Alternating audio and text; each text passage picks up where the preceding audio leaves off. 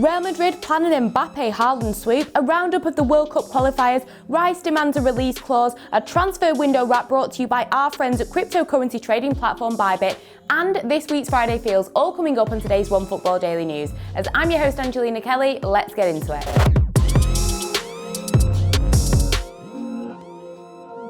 So first up, and the transfer window is barely even finished, and already rumours are cropping up about the next transfer window. And these rumours are all about Real Madrid, as they are reportedly set to sign the next duo of Galacticos signings with Kylian Mbappe and Erling Haaland. Now, this isn't really new news, let's be honest. These transfer rumours have been circulating for quite a while, with Real Madrid clearly registering interest in both players. But could this actually now be becoming a reality? So of course, regarding Kylian Mbappe, Real Madrid did try and ended up failing to get the player in the summer window. And of course, there have been discussions of the fact that it will probably be that Real Madrid will get Kylian Mbappe to sign a pre-contract agreement in January, and they will bring the player in on a free transfer. Now, regarding Erling Haaland, unfortunately, he will not be for free. They will still have to put their hand in their pocket for the Borussia Dortmund player. Now, the only good thing is that his release clause does reportedly come into play in the summer of 2022, and it is allegedly around 75 million euros. It will just be up to the La Liga club to see if they can do a deal with Haaland's super agent, Mino Raiola.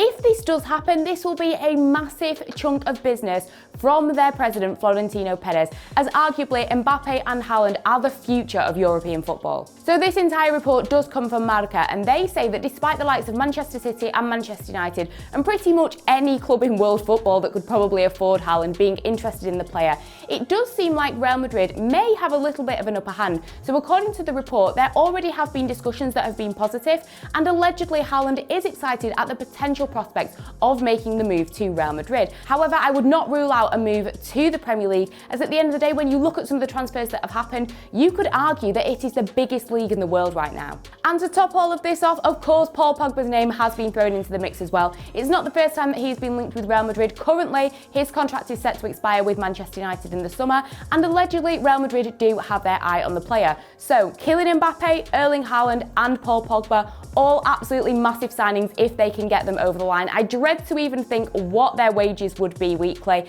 I also dread to think what this would mean for Eden Hazard. But one thing's for certain is it seems like Real Madrid are on the right track to get their next set of Galacticos signings. So next up, and last night's World Cup qualifying games had some great goals, some great victories, and quite a bit of controversy. So first up, we will start with England, and they got a brilliant 4-0 victory over Hungary, and the man of the night had to be Raheem Sterling. He was absolutely phenomenal for England. I mean, he does normally play on the left wing. Jack Grealish was in this position last night, which meant that Sterling was on the right. Not a position that he normally plays in, but he seemed to just completely take it in his stride, and of course managed to get a goal and an assist for Harry Kane's goal. Now, one thing about this is that he has definitely given Pep Guardiola some food for thought. He hasn't been getting much game time. There has been rumours of a potential move away, which seemingly is not going to be happening anytime soon. So maybe Guardiola needs to take a look at Sterling and perhaps give him a little bit more game time.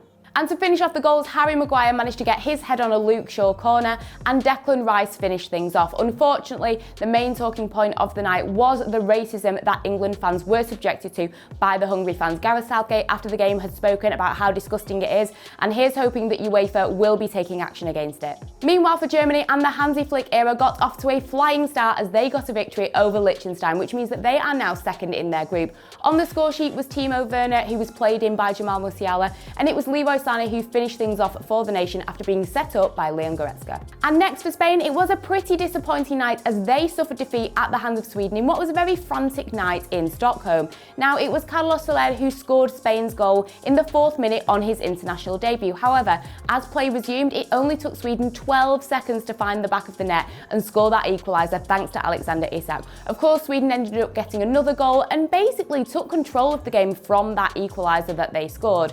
And meanwhile for Spain, this was such a disappointment as this was their first World Cup qualifying defeat since 1993. Meanwhile, in some of the other games, Belgium managed to get a 5-2 victory over Estonia, and European champions Italy unfortunately were held to a 1-1 draw with Bulgaria in what was a very frustrating night for the team. And the international games do continue over the weekend, with the Ukraine set to face France. Spain will have a chance to redeem themselves against Georgia, and England will face Andorra. So next up, and yes, Declan Rice did manage to get on the score sheet for England last night. But regarding his West Ham career, there has been a lot of talk. Of course, Rice is one of those players that is linked with transfers time and time again. He has been linked with so many different potential moves away from West Ham. But he is at the club now and committed seemingly, as of course West Ham have a big season as they have European football. But according to 90 Minutes, this could possibly be his final season with the Hammers. Now, of course, he has been at the club for so many years from being a child in the academy, but the players' camp reportedly do recognise that as a young holding midfielder, he is arguably one of the best in Europe right now. So thanks to his superb performances over the last 18 months more or less, and of course his performances for England at Euro 2020, he has drummed up a lot of attention, especially from the likes of Chelsea, Liverpool, Manchester City, Manchester United, who according to the report have all stated the fact that they are very interested in the player. Now, it seemed like Chelsea would be the most reasonable option for the player to simply move across London. However, I'm not too sure where he would fit in when you look at that roster of Chelsea players, so the reports have stated that it could be more likely that Rice could be heading up to the northwest of England. However, for West Ham, they are clearly aware of what the player is worth, and they do seem reluctant to let him go. There have been so many reports now that clubs have registered interest in the player. West Ham have simply slapped a massive price tag of around £100 million on the player that has maybe put clubs off, and which has meant that they've been able to keep the player. But allegedly, West Ham are now considering offering the player a new contract. Now, his current contract is until 2024, but this could be something that Rice is potentially interested in, but he has a condition. Now, West Ham are reportedly considering this new contract not only to keep the player at the club, but also to enhance his wages, as they believe that they do not reflect his current stature at the club. And like I say, Rice is reportedly interested according to 90 Minutes,